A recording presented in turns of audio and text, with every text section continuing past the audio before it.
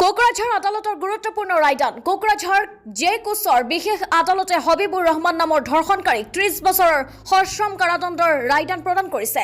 লগতে 50,000 টকাৰ জৰিমনাসহ 30 বছৰৰ সশ্ৰম কাৰাদণ্ডৰে দণ্ডিত কৰিছে হবিবুৰ ৰহমানক।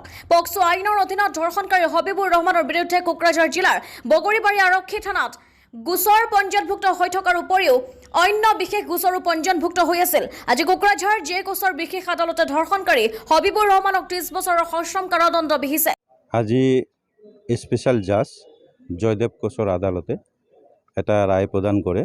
Cash number special case number 51/18 reference Bagribari PS case number 81/18 under section 6 of পক্সত আসামী হবিবুৰ ৰহমানক 30 বছৰ সশ্ৰম কাৰাদণ্ড আৰু লগতে 50,000 টকা ফাইন জৰিমনা বিহে। জৰিমনা অনাদায়ে আকৌ 1 বছৰৰ সিম্পল ইম্প্ৰিজনমেণ্ট দিয়ে।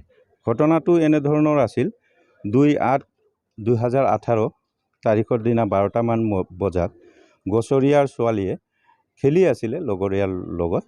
তেতিয়া আসামীয়ে ফুচলাই মোবাইল দেখাৰ কথা কৈ তেওঁৰ ৰুমত লৈ যায় আৰু তেওঁক ধৰ্ষণ কৰে আৰু তেওঁ ভিক্টিমৰ লগত খেলি থকা সৰু সৰু ল'ৰা ছোৱালীয়ে এই খবৰটো ভিক্টিমৰ পৰিয়ালক দিয়ে আৰু তেতিয়া ভিক্টিমৰ পৰিয়ালে আহি উদ্ধাৰ কৰে।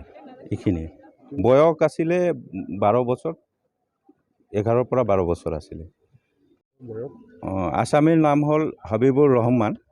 তেওঁৰ গাঁও হ'ল ভেলাকোপা পাৰ্ট 2 বগৰীবাৰী PS আণ্ডাৰত আৰু কি ডিষ্ট্ৰিক্ট কোকৰাঝাৰ।